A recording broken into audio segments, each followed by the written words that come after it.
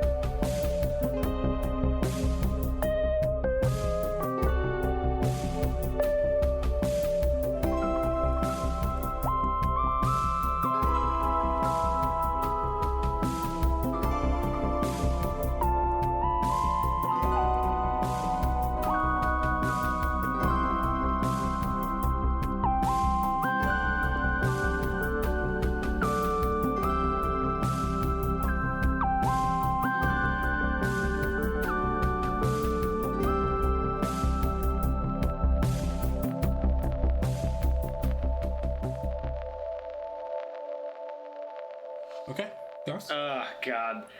I'm going to hate this, but I want to do a remembrance. I want to do a remembrance as fucking Alexis Grace. Yeah. What is the event that she is remembering? I think it's this moment in the coffee shop. Understood. All right. Yeah, you've got to establish a voice for her. I know.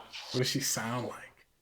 I just always thought that Dorothy, I saw her as this, kind of quiet, kind of weird girl. And, I was like, I think I could really offer her some guidance. And, I just think like she, it just gets too hung up on all her anxieties, all her fears. And I just really think she needed guidance from someone confident like me, and that's really why I decided to help her out, help her start her own little business.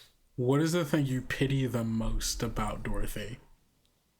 Just that she just holds on to every little feeling that she has, like, so much. And I just want to say, like, girl, just let it go, God, she's the worst. Do you have any questions, Hilda? What made Dorothy a great candidate for this business? Well, I part of the Vitatrition, sort of business model is, she's working for herself, but, she's also kind of working for me. And I knew that she would, I kind of knew that she would, do what I said if I was, nice enough to her. So, I thought she would be great for it. She's the worst. Awesome. It's really awful. I think this is the worst fucking character in existence. I think the way that we can kind of think of this is almost like a 60 Minutes kind of like remote. And so like these are like talking heads. Like they're like sitting in like a set piece and they're like talking as like the snapshots are going on. I think it's Sister May narrating with the stranger doing interview questions. Cool. What does Dorothy think about seeing that? Normally I shouldn't ask this question because it's not a thing that The Departed sees, right? But I think it recontextualizes what she just thought was like a fun moment. Mm-hmm. It's like, oh, I have a good friend. Oh wait, they're using me. Just like a sudden, just like a little turn where it's like, oh, she knows that everything isn't as it seems. Like she just saw that picture of her dad and like everything's not as it seems, but like sometimes there's even more nuance to it. Mm-hmm. I think I'm going to do a snapshot. It is a week before the snapshot of her packing. I'm going to say that her packing happens on September 21st, 2019. You monster. I can't believe you've done this. I can't believe you've done this. So that original one that was September 21st, the one of the packing happens on her 8th birthday. So it's a year, so it's a moment in the future that she has not seen yet, which makes this other one September 14th, 2020. She is 7 years old, and the event is Dakota gets arrested. The image is Grace standing next to Dorothy in the doorway of the home, looking out onto the yard. She has her hand on like your shoulder as you're like kind of clinging to her, crying. Chris is outside yelling at an officer who is pushing Dakota down like under the down and like into the rear of his vehicle, into the back seat of his vehicle. Dorothy cannot see her face.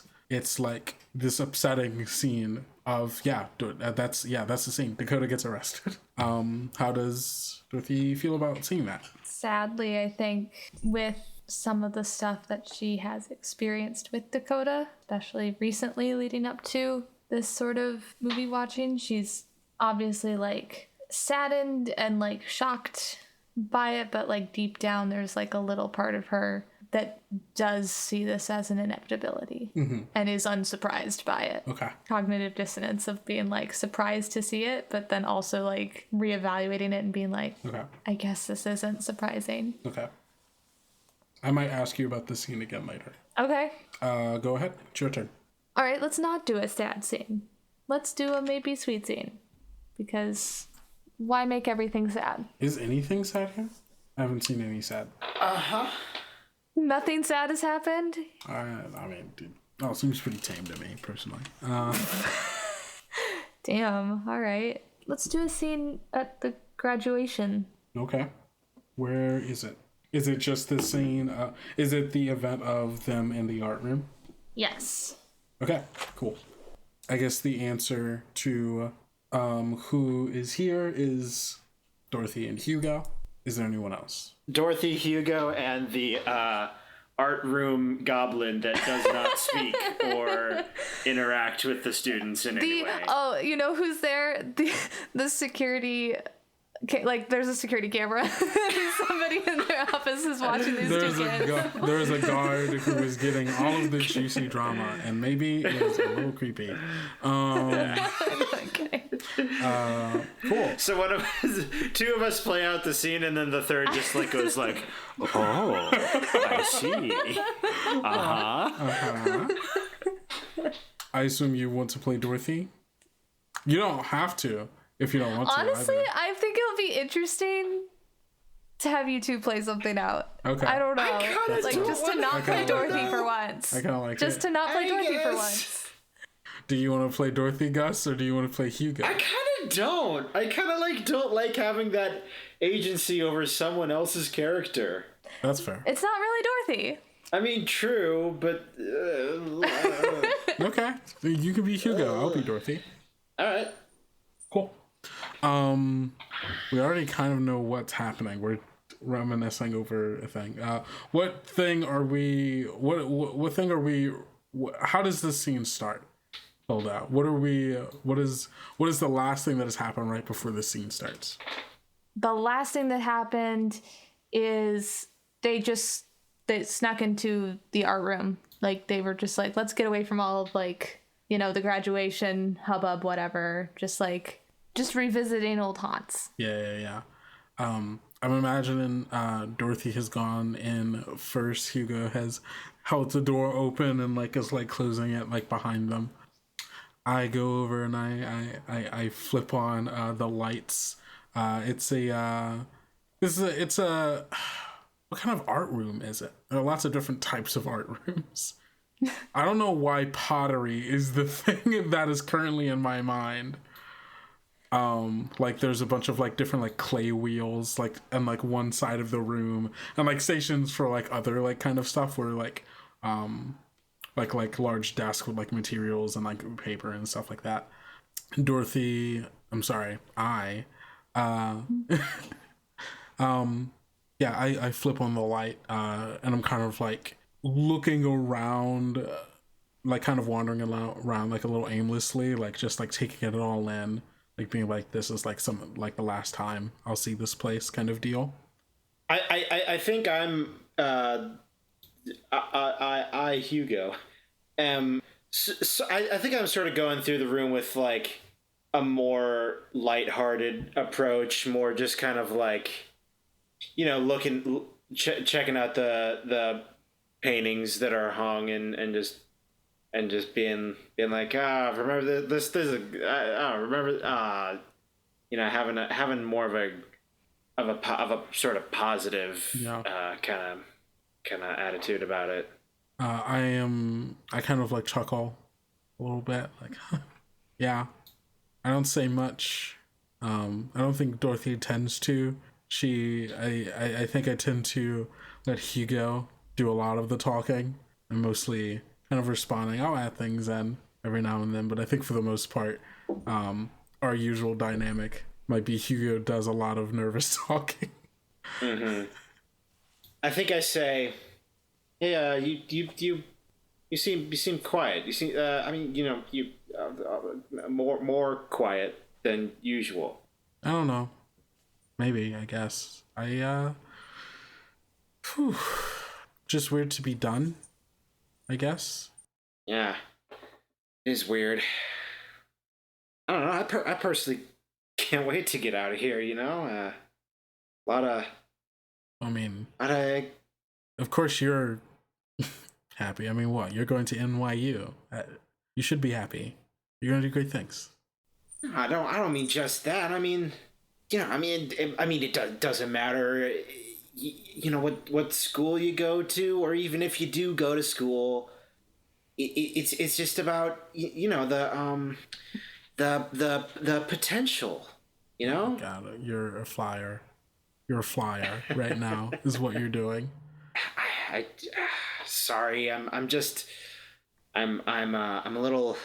Yeah, I'm a little high on those graduation speeches that they've been given. Oh wow, look at me. I'm Hugo. I have to give a big speech because I'm the best in our class. Woe is me.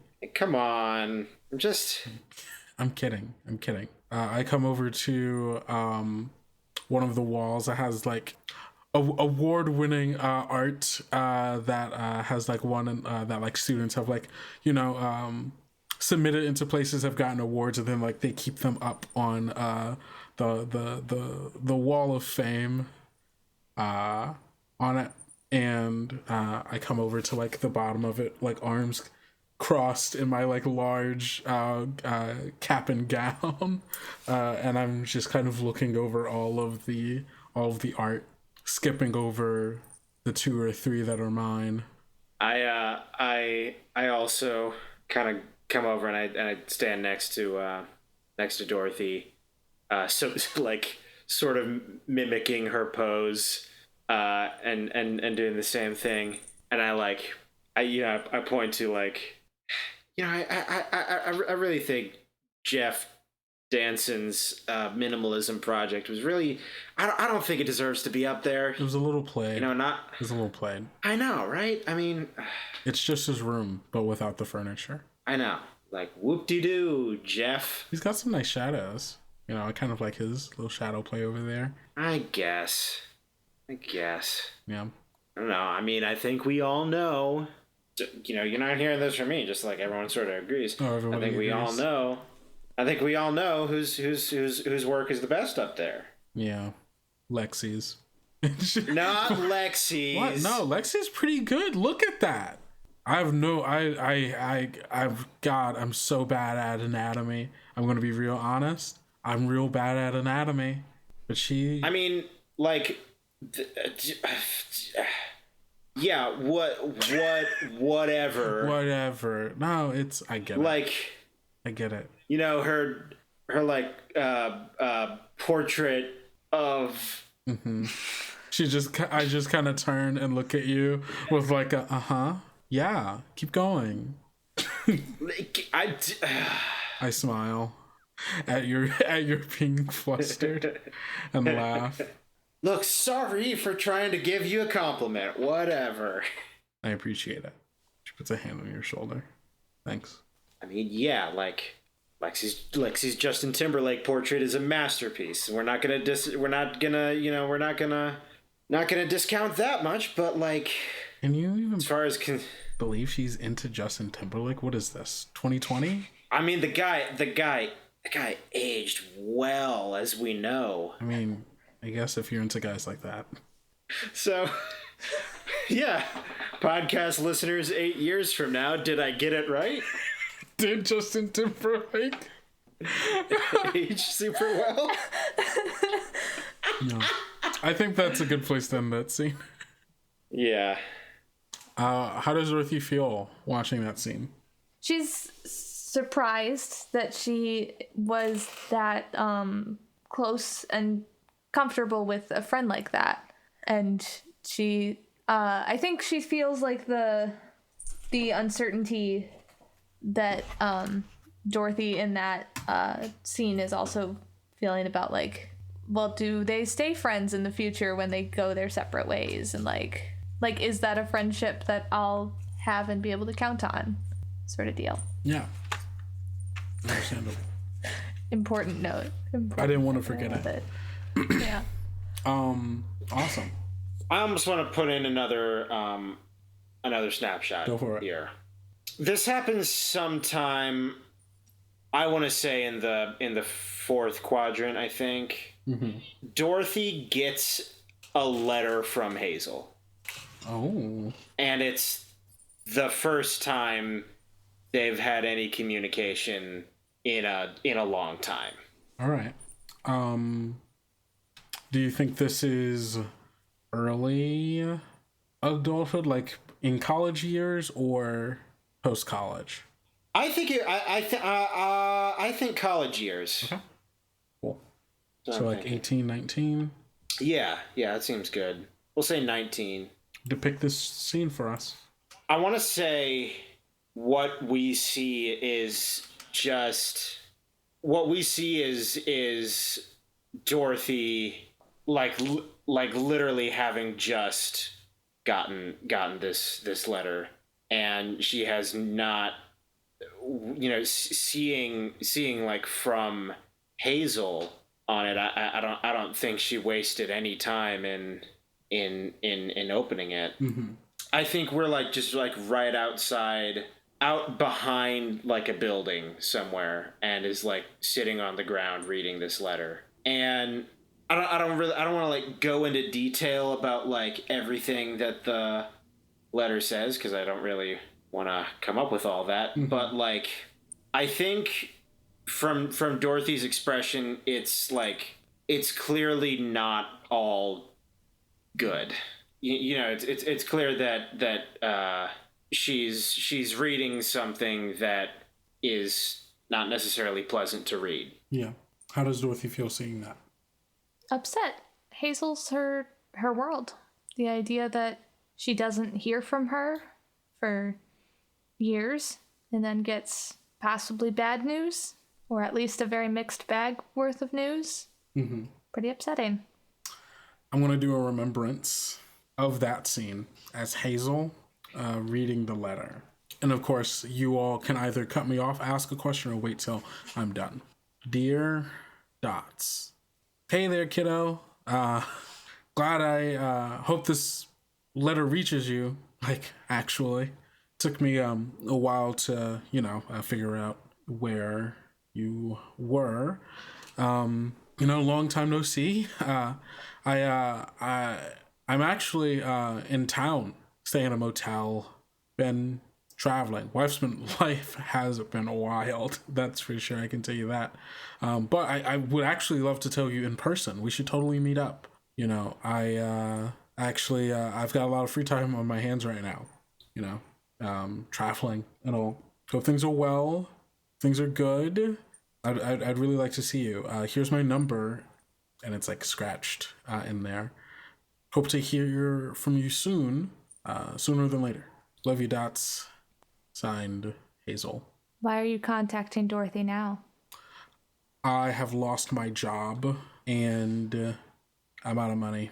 I am in a lot of debt and I don't really have anyone else to go to.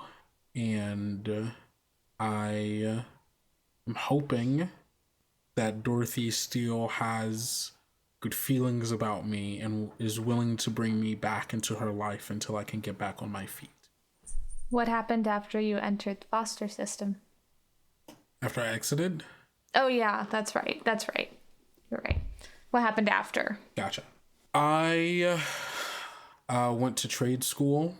I became a mechanic. I worked some jobs here or there, but I never really felt comfortable staying in one place for too long. I guess I just wasn't used to that yet. And so, never could really keep a job. Not for lack of trying, but I just try to take too much on. Just trying to busy myself, and then things stacked on things, and things went the way they did. In your current state of desperation, would you lie to Dorothy to get what you need? Yes. I mean, I am lying currently in the letter. Yeah, right. Okay. How does Dorothy feel watching that? The hits just keep coming. The pedestal has been forcibly removed from under Hazel, and the image of Hazel has come crashing to the ground. So, not great. Hilda, it is your turn again. Do a snapshot the day before Hazel and Dorothy are making their pinky promise. Mm-hmm. I like to think that the pinky promise stuff happened like that night. So this is like during the day of the same day. Mm-hmm. And it's the big fight. Silas has come home drunk, and the image is mostly dark, and there's like a slat of like light that is just like right over like Dorothy's eyes. Mm-hmm. She's in a dark closet, absolutely terrified. And there are screams outside of the door, lots of yelling, and all you can see is Dorothy's eyes, just absolutely terrified. And then, like, if you look really hard, there's a spider off in the corner. How does Dorothy feel seeing this again? This is like another like core memory for her. She is thrown back to this exact moment, and just feels all that fear wash over her again, and like has to take a moment to like come out of it, to like tell herself that it's not happening again, that it is just a movie. Mm-hmm. Gus, I want to do a snapshot. Okay. What's your snapshot of, boy? This snapshot is, I think she's like maybe early 30s. I think she's maybe 31. I think she is at maybe just like a grocery store. Okay. And just out of pure luck, pure coincidence, the person at the checkout is Dakota. I think you know what I think it is. I think like Dorothy like pays, and Dakota sees the name on the card, and like makes the connection that way. Yeah, I think we're just like sort of paused at this moment in time where like Dakota has maybe like said like Dorothy, and it is like this dawning realization that we see on both of their faces. Yeah. Dakota would also have a name tag. That's true. Yeah. That's true. Yeah, and like Dorothy doesn't think anything of it until like, yeah. Ah, dang. I like that a lot. What does Dorothy think of this scene? I think she's a little surprised that Dakota would say something. She thinks Dakota hates her. Okay. I've got a snapshot I would like to do. A snapshot I've been setting up for this whole time. Oh shit. Oh no. Oh, the prestige. The prestige. Haha.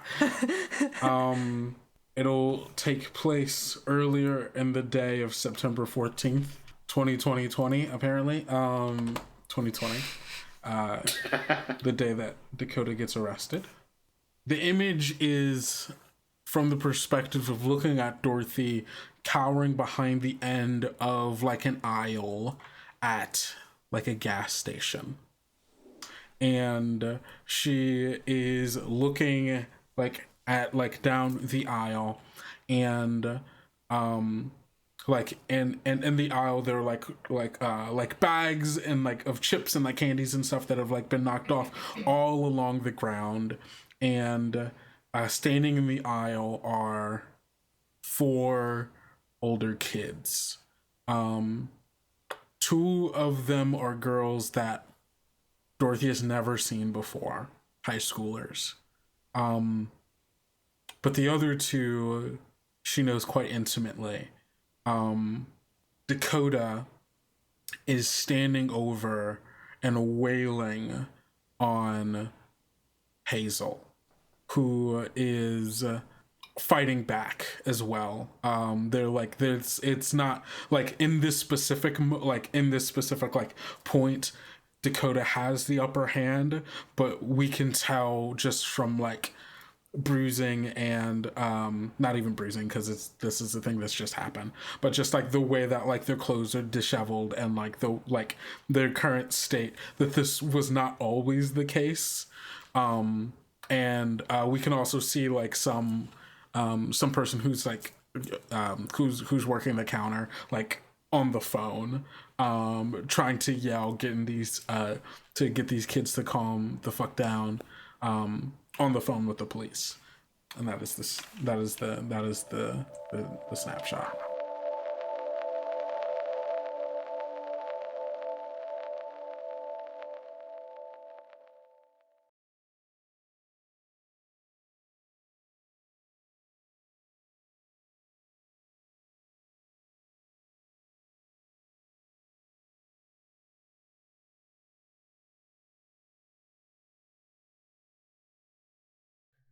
It's mid-roll time. You know what it is. It's your boy, Kendo. I don't know what that voice is, so I'm going to stop doing it. But thank you so much for listening to the podcast. It means literally so much to us that you take any amount of time in your day to listen to this thing that we put together so lovingly just for you. And I mean, you've made it with us this far. Like what? We're like 20 something episodes in. I imagine you at least kind of like this show, which is amazing to me. But also you could be letting other people know how you feel about this podcast by leaving us a review on Spotify, Apple Podcasts, Podchaser, like literally wherever you're listening to it right now. I would imagine on like some kind of podcatcher. It probably has a way to review us. You can take a couple of seconds right now that I know you're probably drowning me out right now. No one listens to mid-rolls. I see the analytics. You could be taking this time right now to be giving us a rating or review, and that's just another way for you to tell us and other people how you feel about this podcast. You could also tweet at us at Tales Yet Told, or go to our Instagram and like DM us also at Tales Yet Told, because that's brand recognition right there. You could also just tell your friends about us if you like us, because I mean, we don't put any money into like advertising this, so really the only way it's going to spread is through word of mouth. And we love hearing people talk about what's going on in the show, and well, we like talking to you about what's going on in the show, so that would be pretty cool, because you could do all of that on social media. That's what it's for, I imagine. Also, this very Friday, April 15th, I believe it is. Yeah, I'm looking at my calendar. That's what it says. April 15th, you can find us on twitch.tv/Bards and Brews for our second episode of Prayers in the Static, our actual play stream that we are doing with the Bards and Brews crew. You can find 2 of our lovely players there, both Marcy and Gus. And of course, I will be kind of facilitating it as we were doing our second episode of Microscope, where we continue to build out our timeline for the sci-fi setting that we are continuing to build. So it's very excited for that. It's going to be super fun. Thank you everybody who came out for our premiere episode. That was super awesome. You guys were great, and we look forward to seeing you this Friday. And last but not least, I want to give a huge shout out, as always, to the Be Gay Roll Dice Network, which has opened itself with flowing arms. They've let us join their group of queers who are making podcast content for tabletop nerds just like you, telling amazing stories by queers for queers and other people if they want to listen. I think I have an ad for them that's coming up pretty soon, so it'll probably in the next couple of seconds. So I'm just going to round this off here by reminding you to eat enough food, drink enough water, get enough sleep, and take care of yourself, because self-care is very important. And don't forget to love yourself like I love you. The year is 2225, and the end of the universe is nigh. Welcome to the Junket Podcast. The Junket Podcast is an actual play and really gay TTRPG adventure currently running the Maelstrom campaign, a science fiction take on Dungeons & Dragons 5th edition featuring spaceships, space aliens, and a whole bunch of space gays. Follow a found family of misfits and miscreants on a cosmic caper that features science and magic, love, loss, and a whole lot of laughter. Who knows, maybe they'll even save the universe or something along the way. Did that tickle your fancy? If it did, new episodes launch every other Thursday at 5 p.m. GMT on all major and minor podcasting platforms. See you soon in the Maelstrom Galaxy.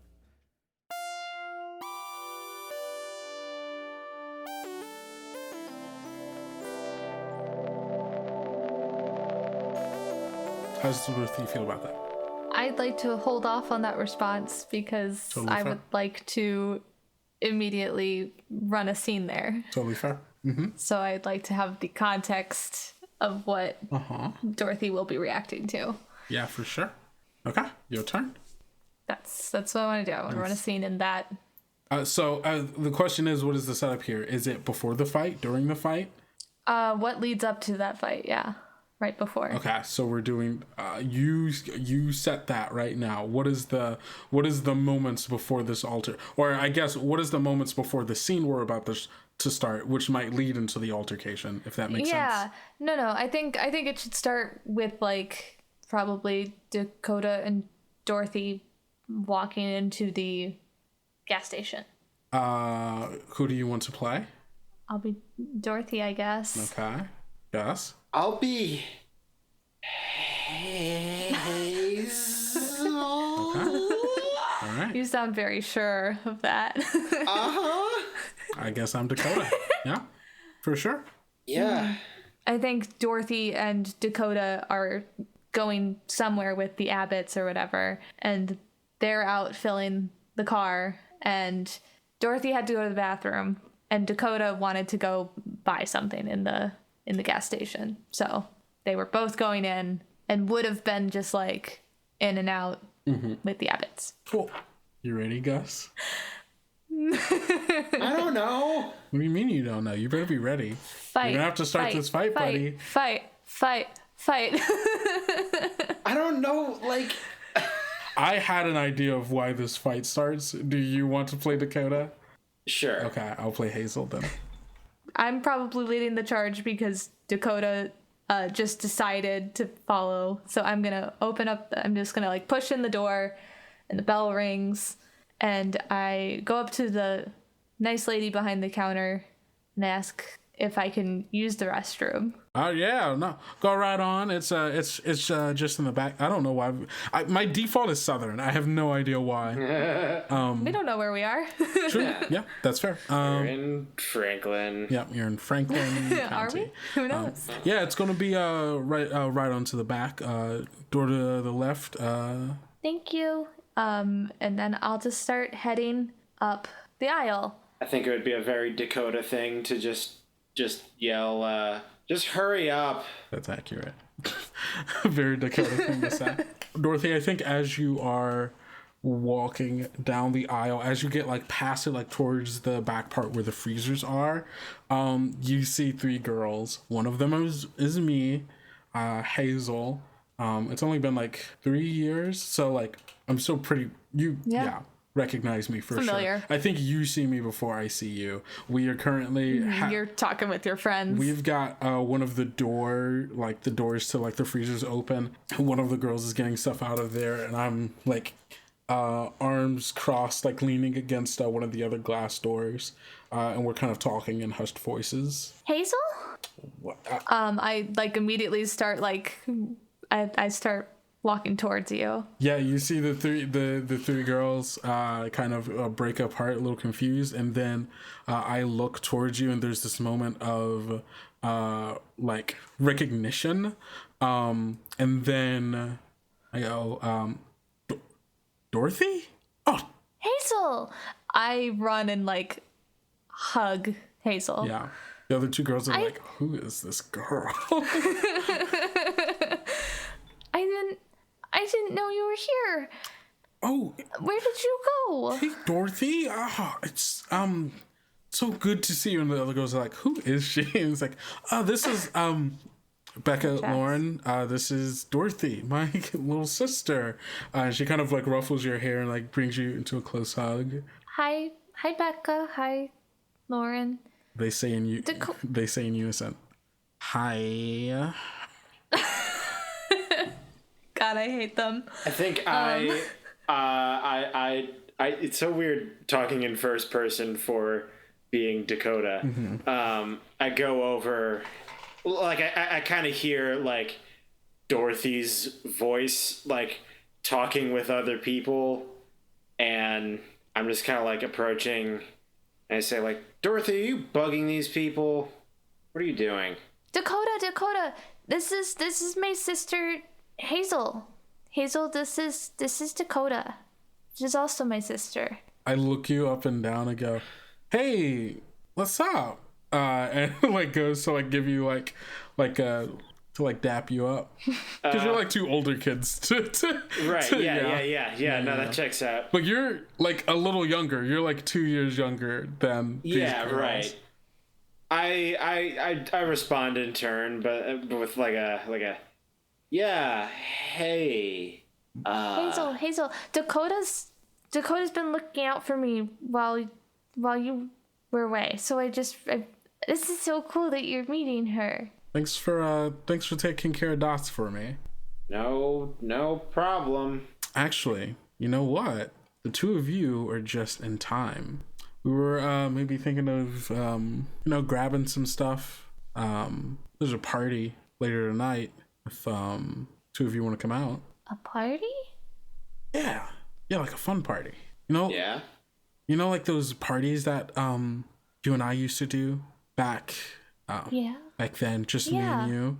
It's like that, but like more people and like more fun, because they're like food and drinks and stuff, Oh, okay. Yeah. I'll have to ask the Abbotts. You gotta ask the Abbotts? Come on. Yeah, I have to ask the Abbotts. Yeah, I mean, she's 7. Yeah. All right, fine. Just say you're coming to hang out with your sister, Should be good. You can't tell them where we are, though. I'll give you the address, she says, looking at you, Dakota. Yeah, okay. But, if we're going to do this party, we need to get some stuff, and maybe you all can help. Okay. Perfect. What do you need? Well, I think we're going to, and she gets up and starts walking down one of the aisles. The other two girls follow. Do you follow as well? Me? Yeah. Absolutely. I'm like, and I go down, I'm like, I'm not letting Hazel out of my sight. Yeah, for sure. Go down, I'm like, I think we'll need some of this, and then pulling down like some candy and some chips. Like, what do you think of these, Dorothy? And like, it's like sour gummy worms and like some chips. Dorothy's favorite. Cool. Those fit in your pocket? They're like small. Yeah, it's like travel size, right? Yeah. Okay. I think we'll need like... Yeah, I can carry 3 or 4 of these, and she starts handing you stuff. Dakota, it's around this time you start... I like have my hands full. I start going like toward the counter. And she pulls you back. Dakota, you start seeing some of the other girls are like getting stuff and like putting like salted peanuts or whatever, I guess, like in there, and they're like you now recognize they're all wearing like heavy, like a little bit heavier clothes than they should be for this time of year. Putting stuff in, and like, yeah, I grab you by the collar. You know, oh no, we're not done. We got some stuff. Just wait. Okay. I like kind of whisper to Hazel, like, she's just gonna get caught. Yeah, she's the distraction. They'll let her off easy. She's a kid. But while they're doing that, we get the stuff and we go. Come on. It's kind of fucked up. Oh, she'll be fine. She's a kid. What are they gonna do? Put her in jail? She's 7. Come on. Slap on the wrist at most. The Abbotts are probably gonna get more in trouble than we are. Yeah, I say, no.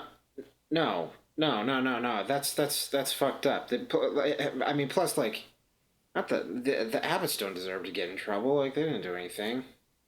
Yeah, come on. Yeah, I mean, what does it matter? They're not even your real parents. Yeah, but they've been all right to us. I mean, if you want to be a square, that's your deal. Whatever. Just, hey, Dorothy, do you want? And she, I continue to be like, oh, try this, and giving you more. And like at this point, like there are things that I'm just putting in your pocket. Dorothy, stop.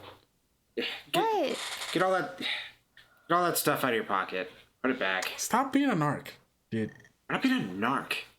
Yes, you are. You're 100. That's exactly what you're being right now.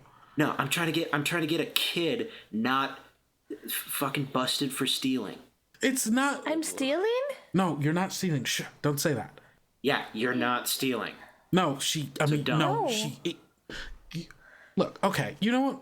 Fuck off. So what's going on? I push Dakota. You fuck off. No, fuck you, all right? She's my sister. We're gonna have a good time. Back. Hey, fuck you! And I go to push you, and one of the other girls sees, and they try to grab you. And I think that's a good place to end that scene. Yeah, roll initiative. Yeah. This is a D&D podcast now, so. Oh no. Level 1 human fighter, Dakota. Oh my gosh. Okay, Dorothy sees this whole scene play out now and is really conflicted about Hazel telling her to do something she knows is wrong, especially viewing it from the outside. She can like see the different perspectives and such, and Dakota stepping in and like standing up to Hazel. I'm gonna ask now, knowing that this comes before, how does Dorothy feel when the scene comes up of Dakota being arrested? Responsible. And then guilt. Of the scene of her packing to move. Inevitable. She fucked up. She should have been better. Okay.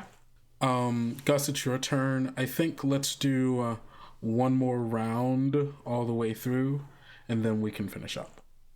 I want to do a scene. Okay. I think this is not long after Dorothy runs into Dakota at the grocery store. Okay.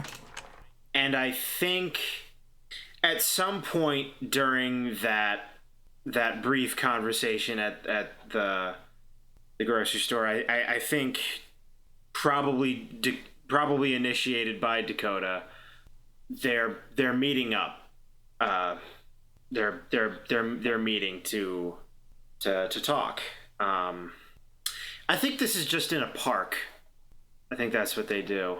Now it's kind of like early afternoon in Franklin Park, and they're just, it's a bit cliche, but I think they're sitting on a bench and they're catching up.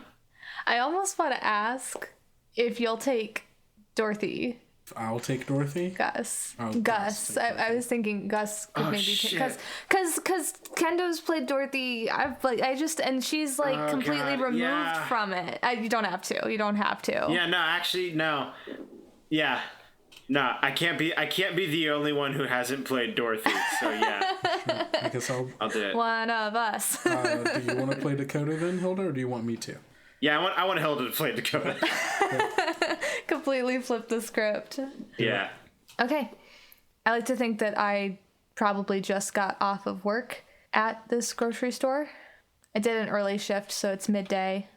Yeah. When I said that I would meet up with Dorothy, and I walk over to the park bench that we talked about. Is Dorothy already there, or do you think Dorothy's coming? We'll say Dorothy's already there. Okay.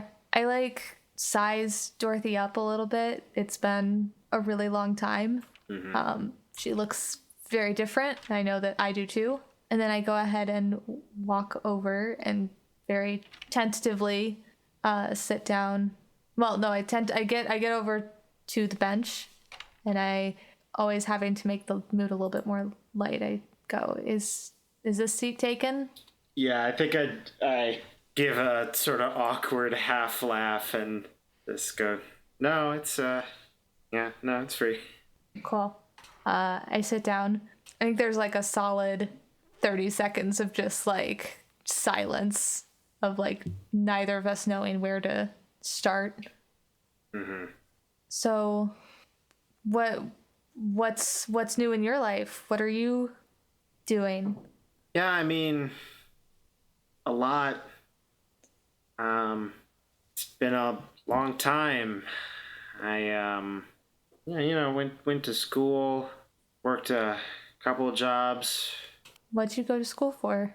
I mean, it's kind of.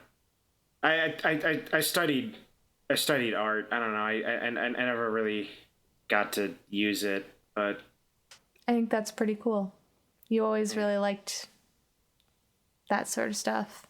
Yeah, I did. Yeah, crazy that we just ran into each other. Yeah. I guess neither of us really went far. Nope. Come to Franklin. Stay in Franklin. Yeah, that's. It's a hard place to get out of. I guess so. Look, I'm sorry if you didn't want to like meet up and do this. No, I didn't. It's fine. I just. I'm sorry for everything. Yeah. I'm sorry. You didn't know any better, and it's not your fault. And I didn't want you being around those kinds of people, myself included. So I removed myself from the equation after I did, I wish I could have seen it back then, but I don't know. I Look, you never want to crush a kid's ideas and their heroes. And I'm sorry that I was part of that. No, you were, I mean, for years after that, I wanted to believe that, I still wanted to believe that Hazel was in the right.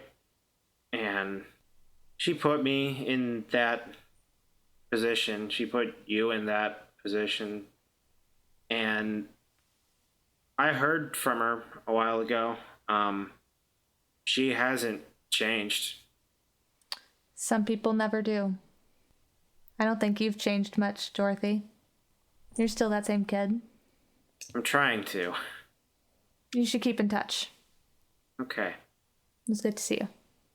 And I go ahead and get up. I give Dorothy, I had a little slip of paper with my number on it. And I give that to Dorothy. And I go ahead and leave. Seems like a good place to end that scene. Yeah. How does Dorothy feel watching that? I think that's the thing that gives her that last little bit of hope about that first little bit of hope, leading into that last stretch. Mm-hmm. That's the turning point there. That's the having a awkward but good conversation with Dakota. Okay. Bringing Dakota back into her life. All right, my turn. I got it. There is this scene is the funeral for Dorothy's grandfather. And the image is the four of you are on the pews, or sitting on the pews during the like kind of funerary sermon. You all are 3 rows back from the front, the main invited portions of the family sitting closer, and your mom is sitting there next to you and Hazel, almost not disinterested, maybe more annoyed at the fact that you all have to be here in the first place, especially under the circumstances. I think this is the first time Dorothy has seen her dad cry, and it's like this mixture of anger and frustration and sadness over the loss of one's parent, but also this anger and frustration of the distance between, like, there's a lot of regret here and a lot of spite, and like there's this there's almost like this ambivalence and like ambivalence in like the truest sense, right? Where there's so many emotions going on here that it is almost hard to really call down one. And in this moment, like and it's not like a silent cry, it's like kind of an ugly cry, the kind you would hear in the back of the church, being like, oh, someone's crying, oh, that's kind of sad. Except I think from the angle we're seeing this at, there is currently someone, I think it's your uncle, an uncle you don't know very well, uncle you've never seen before because of that kind of distance, that is moving from the front and like going around the side of the pews, making their way to you, looking like a hard decision has just been made, to ask you to leave. And that's the scene. That's the snapshot. How does Dorothy feel about that? She remembers this and remembers that she didn't want to be there, that she didn't like seeing her dad in that manner, and just like that everything about that day was very uncomfortable and very tense. Understood. So all right, she feels some of that tension just like creeping back into her. Okay, once you've played your final round, it is time to end the game. Follow these steps to complete the epilogue and see how people pay their respects to Dorothy. In any order, each player chooses a person who is alive after Dorothy's death. This can be someone from the key people list, someone created during play, or someone new. In any order, do one of these things as your chosen character. Give a short monologue in remembrance of the departed, or describe something this person does in memory of the departed. For example, placing flowers on a grave. After everyone has taken their turn, the game is over. I will go first. I will play Hazel. I don't think she goes to the funeral. I think she hears about it later. I think she hears about it through Dakota, through Hazel's number being found, the letter. I for whatever reason, I think Dorothy maybe keeps Hazel's letter, and so Dakota finds it after. I'm imagining they get close. I mean, you do succeed the thing. So, tells her, and Hazel doesn't go to the thing, to the funeral, but she does go to Dorothy and her father's favorite bar, and she buys their dad's favorite drink, and goes to the grave later after it's been buried. No one's around. she sits with it and drinks. I'll say that while maybe not the last person that she called, I think she definitely called Hugo about the fact that she landed her job, because they'd always, sporadically, but always like a strong friendship, had stayed in contact about life in general. He definitely, goes to the funeral, gives some sort of, remembrance speech there. But I think knowing how few people Dorothy has in her life, I think Hugo is very steadfast in bringing flowers every year to put at her grave. On her birthday. Yeah, I think so. I think that's like 21st night of September. Yeah, that 21st night. But yeah, I think every year he's like very methodical about making sure that he goes and she has flowers on her grave for her birthday, and like kind of almost celebrates her birthday for her because she never got to do her big birthday with everyone. I want to round this all out. Do it. And end it where it started, with Morgan Gray.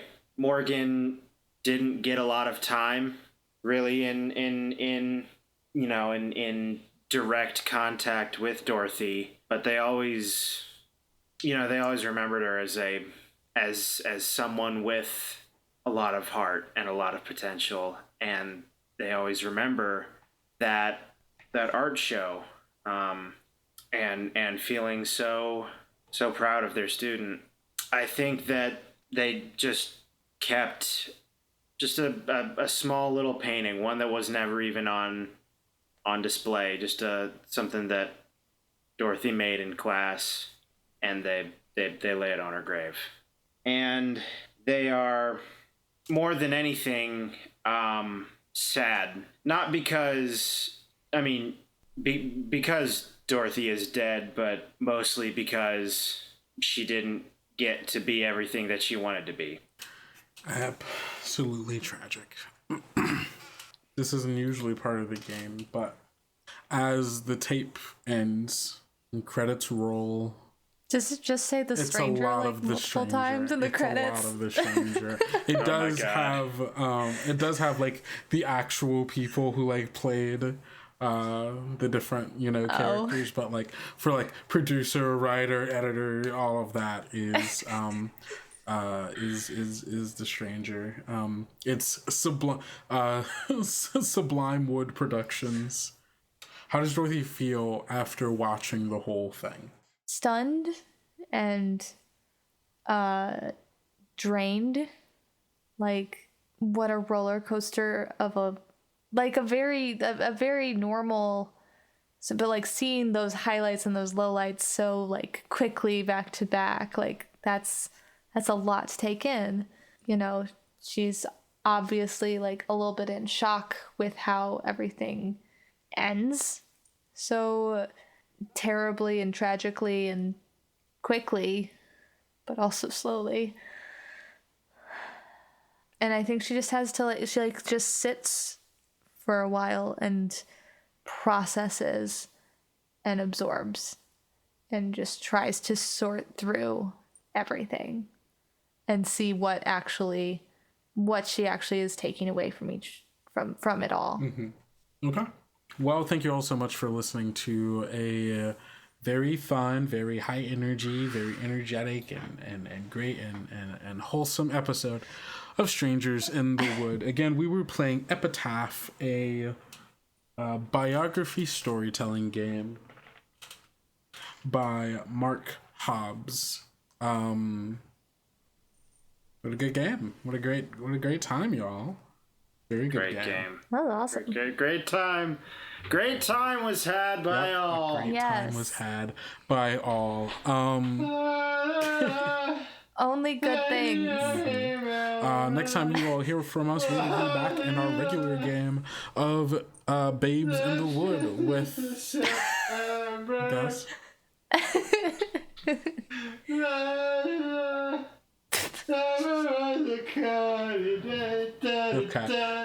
you all so much for listening. I have been your game master, Kendrick Smith. You can find me on all social media at Kendo Makes Films, and you can find our podcast at Tales Yet Told on Twitter and Instagram.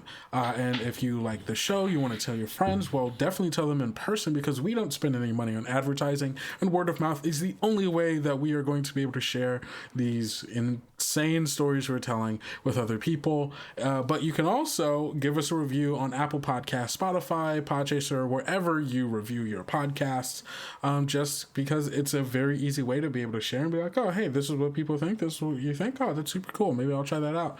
Again, we're just trying to build a little community here, try to get more people listening, and share the wonder of tabletop games and storytelling with everyone.